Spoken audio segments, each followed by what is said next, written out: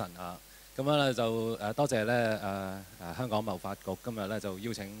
我能夠嚟到同大家咧就分享一個咧就我覺得咧都我好想同大家分享嘅題目。咁啊，即係咧我哋入去中國市場咧，其實咧真係有好多嘅挑戰啊！我唔知道大家咧在座當中咧有幾多人咧係已經喺國內個市場咧已經開始咗銷售㗎啦？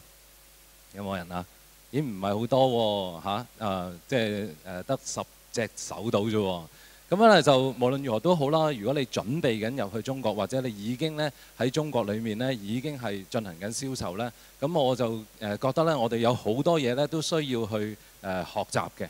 咁我哋自己本身公司咧就係一間咧 marketing consultant 公司。咁最主要咧就係咧做internet online digital 嘅媒體，就幫我哋啲客戶咧能夠咧喺呢個嘅 internet 上邊咧去令到有更多嘅銷售咧可以發生到。咁過去呢幾年裏面，我哋都累積咗啲嘅經驗咧，就係進入去中國啦，同埋咧點樣咧喺中國裏面咧能夠咧就爭取多少少嘅生意啦。咁我想講定先啦，其實咧入中國真係唔容易啊，比我哋想象中嘅咧都難好多，同埋咧嗰個 scale 咧係大好多啊，比我哋慣常咧預計嗰個嘅即係覆蓋面啊、人數啊、市場嗰個 size 咧，都比我哋咧一路咧處理嘅方法或者咧面對嗰個嘅數字咧係大好多。所以咧一切嘅嘢咧，我哋咧都唔能夠咧用同樣嘅諗法，或者喺香港甚至乎其他嘅市場咧去直接比較咯。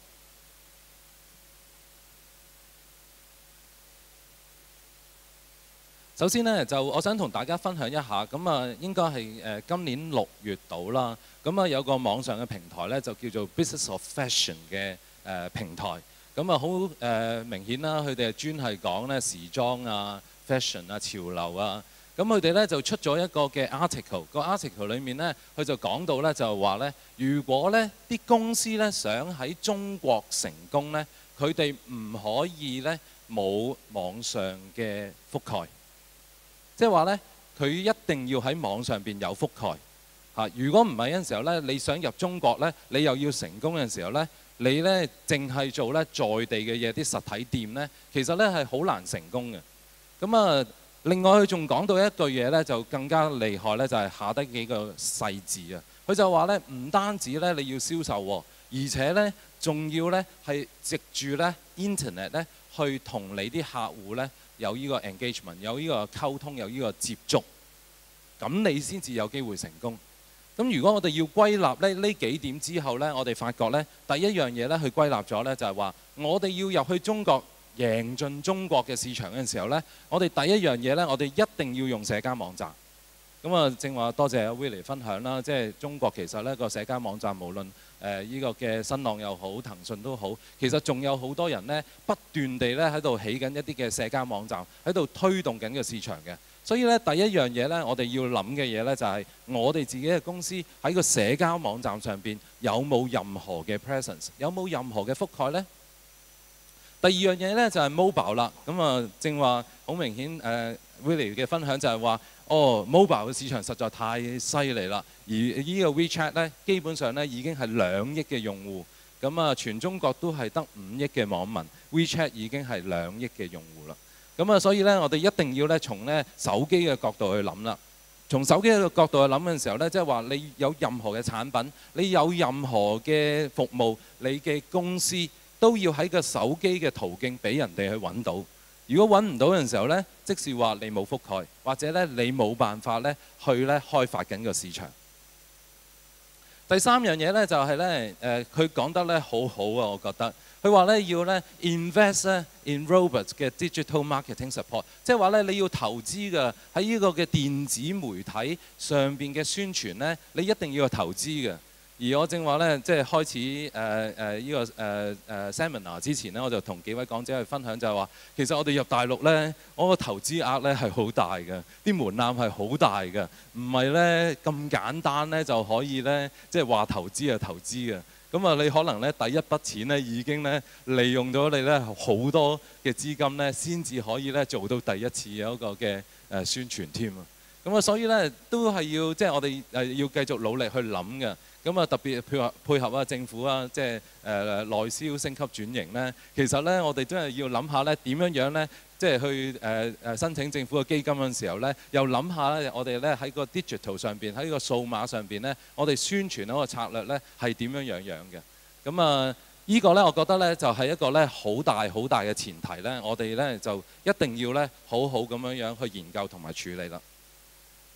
如果我哋咧褪後一步，我哋睇翻咧全中國咧，我哋大約有5億3800萬。不過呢個係6月份嘅數字啦，我相信而家咧已經咧超過咗呢個數字嘅網民5億幾個網民。全世界咧就大約有24億嘅網民，而呢24億裏面咧，竟然咧有5億幾咧係喺中國。咁我相信咧，我好大膽咁講咧，中國咧一定係咧全世界最大嘅 Internet 國家啦。中國嘅上網人口咧係超越晒全個歐洲，超越過全個北美洲所以咧中國咧一定係最多網民嘅地方嚟嘅。而咧你要再去諗下嘅時候咧，即係我有啲細節就話咧有200幾萬個網站啊，跟住咧有800幾萬個 domain name 啊，即係話咧其實咧網Internet 嘅覆蓋咧係好厲害嘅。冇一個嘅電視媒體，冇一個咧 outdoor 嘅媒體，冇一個咧報紙雜誌嘅媒體咧，可以有同等嘅覆蓋，而超越咧30% 到甚至乎接近40% 嘅人口啊，中國人口係上緊網嘅。如果我哋再睇咧，大部分係沿海城市啦，咁啊即係比較富庶啲嘅省市啦。咁呢啲咧都係一啲重要嘅數據，係幫助我哋咧繼續咧去進入中國嗰陣時候咧去部署嘅。因為咧呢一啲嘅省市，佢如果有能力去上網，最低限度我要1000零2000蚊買個靚仔手機，又或者咧我係咧用緊一個電腦有寬頻上網嘅裝置，你先至上到網啦。咁啊相對嚟地咧，呢一班人嗰個消費力又比較高喎，所以咧。其實你要針對呢5億幾人呢，其實係好啱嘅喎。即係如果你有任何嘅產品想推出去入去中國嗰陣時候呢，你首要諗呢5億幾人呢，我又覺得呢係好啱啦。跟住呢，就我如果你睇翻呢唔同嘅報道話翻俾我哋聽呢，喺2011年啊，中國全年2011年即係舊年，全中國呢嗰個網上銷售量呢，就係8000億人民幣，8000億人民幣，而咧每人咧平均咧大約有2億嘅網民咧去買嘢，平均咧就每人咧就消費咧4000蚊人民幣一年。即係如果你諗下咧，其實係一個好大嘅數字嚟嘅，即係4000蚊一年喎，每一個網民去上網買嘢就會 spend 4000蚊一年喎。咁啊，你去諗啦，究竟你嘅產品係啲咩嘢嘅類型嘅產品啦？咁啊，有好多客戶話翻俾我哋聽呢個分水線呢就大約呢係200蚊人民幣。如果係200蚊人民幣嘅話呢，佢嗰個嘅購買意欲呢係好快嘅，佢唔會諗嘅嚇。總之你係平過200蚊或者200蚊到呢，佢就即時買㗎啦。咁如果你高過200蚊嗰陣時候呢，可能你要配合一啲實體店啦。你要俾佢摸到啊、揀到啊、比較到啊，咁佢先至容易去買嘅。不過我而家係講緊啲新客戶，第一次購買你產品嘅客戶。如果咧係一啲咧現有買過已經對你嘅產品有經驗嘅客戶嗰陣時候咧，呢一個分水線咧又未必咧係完全正確啦。咁但係無論如何都好啦，即係我哋面對住呢個8000億嘅市場，我哋相信2012年嘅數字會更加大啊。咁樣咧，我哋面對呢個8000億嘅市場咧，就算咧你佔1%咧，已經係咧一個好大嘅數字啦。咁啊，另外咧就我哋再睇翻啦，即係微博啦。咁啊，龍頭大哥咧就一定係新浪啦。而新浪咧，即係早前咧喺人民網裏面咧，9月25號嘅報導啊，就其實咧我哋咧全中國咧已經有3億幾個網民咧。係用微博嘅，即係當然啦，佢唔單止用新浪微博啦，仲會可能用騰訊啊、QQ 微博或者咧其他嘅微博啦，因為其他牌子咧都仲有好多微博咧喺度出現緊嘅。咁啊，無論如何都好，有3億幾。嗱，你諗下5億幾嘅網民有60% 係用緊微博嘅，咁啊，所以咧，其實咧，微博喺呢個 Internet 上邊，亦都係最大嘅渠道，你可以接觸到最多人嘅。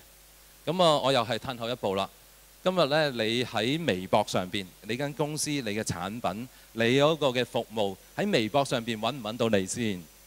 如果揾唔到你咧，即係話咧，你已經咧錯過咗啲嘅機會啦。因為係最多人喺上邊咧，喺度睇緊嘢、做緊嘢、玩緊、消閒緊。但係咧，你喺上邊咧係冇 presence 喎，冇嗰個覆蓋喎。咁樣咧，你一定係錯過緊嗰個市場嘅。而咧最驚人嗰個報導嘅數字咧，佢個統計嘅數字咧就係咧有50%咧，你如果係喺微博上邊去宣傳產品嘅時候咧，你係會 convert to sales， 即係話會變成一張訂單嘅喎，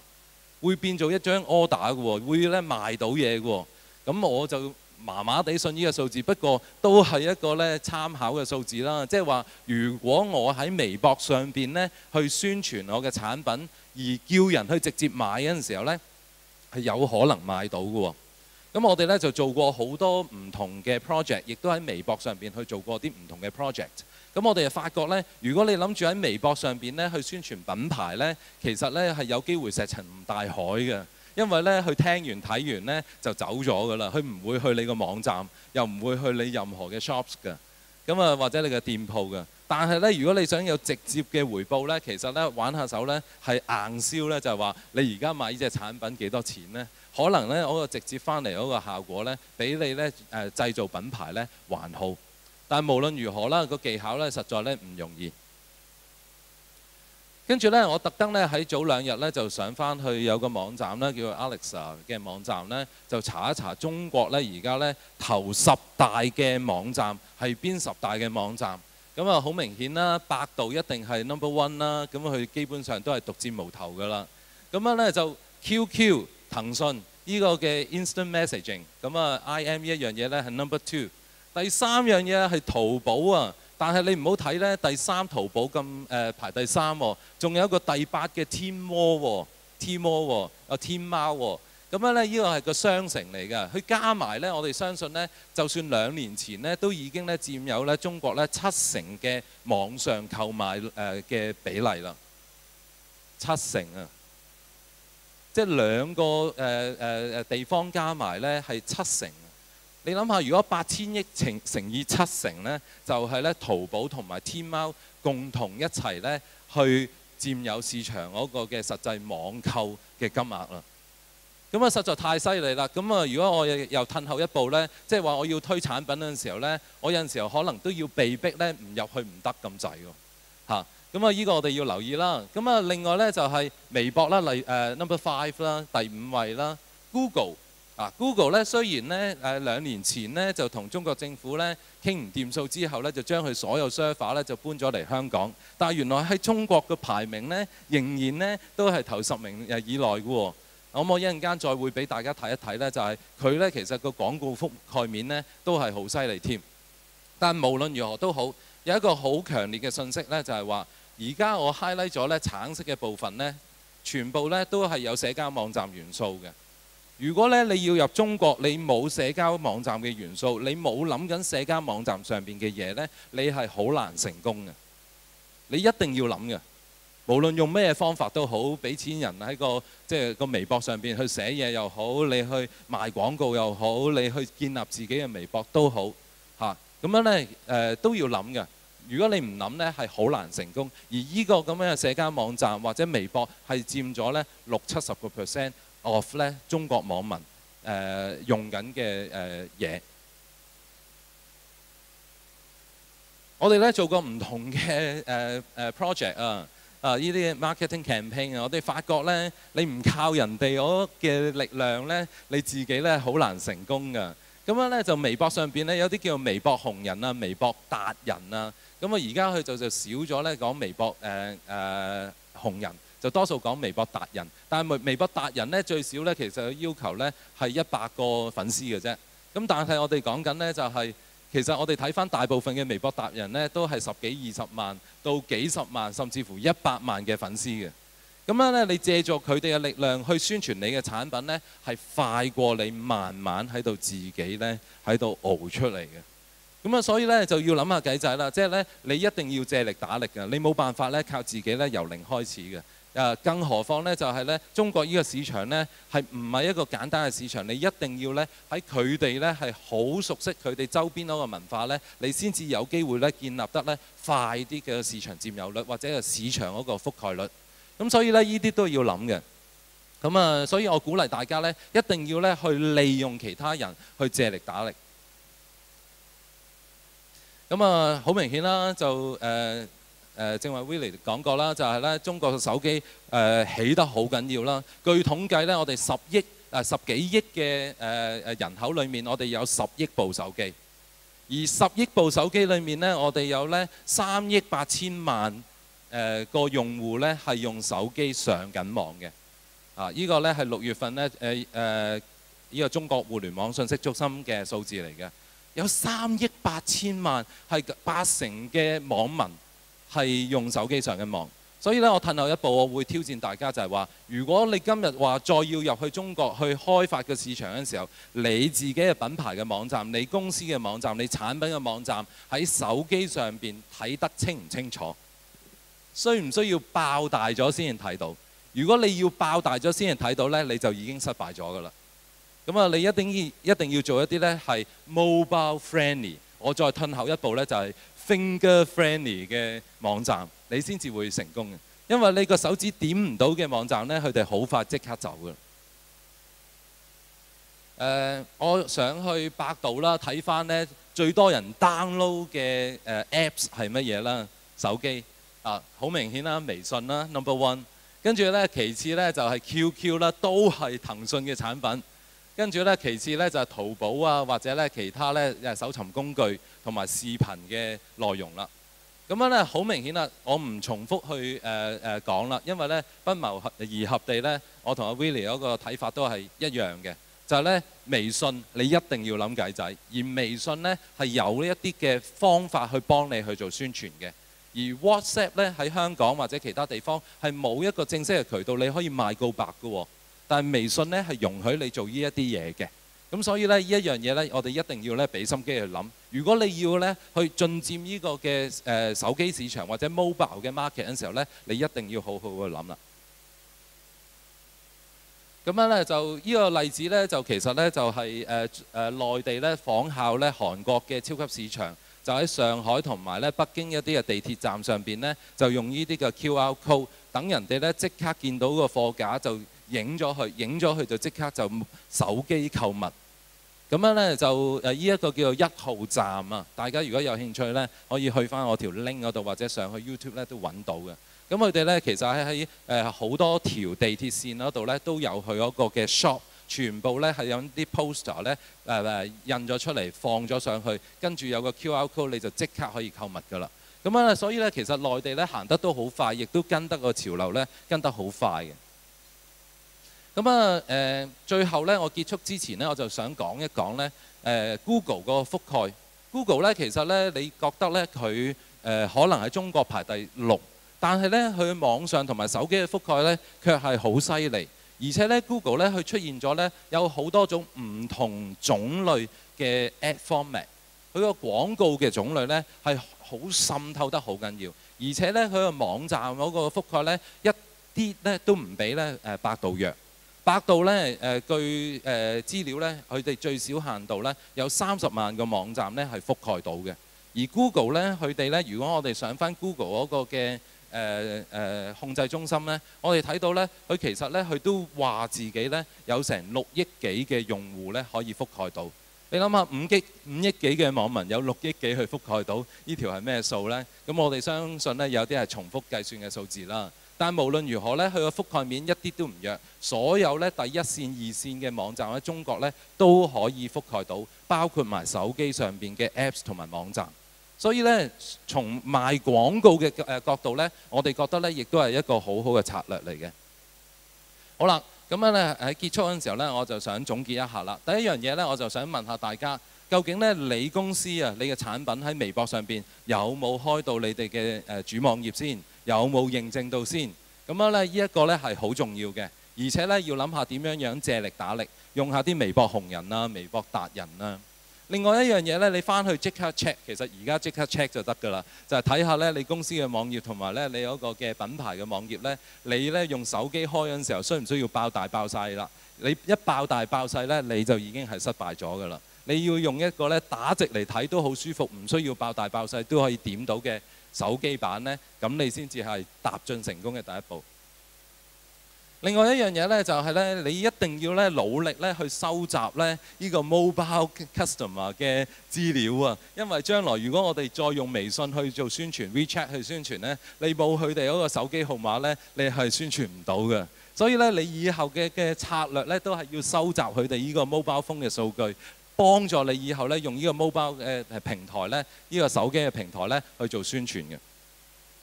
咁啊咧就究竟你會唔會去喺 Google 上邊去賣廣告呢？我哋覺得呢都係一個重要嘅策略，因為個覆蓋面實在太闊啦。無論手機或者 PC 上邊呢都好闊。咁啊，如果大家呢想攞我個PowerPoint 嘅話呢，就歡迎大家一陣間呢可以同我交換張卡片。咁我今日分享嘅內容就差唔多啦。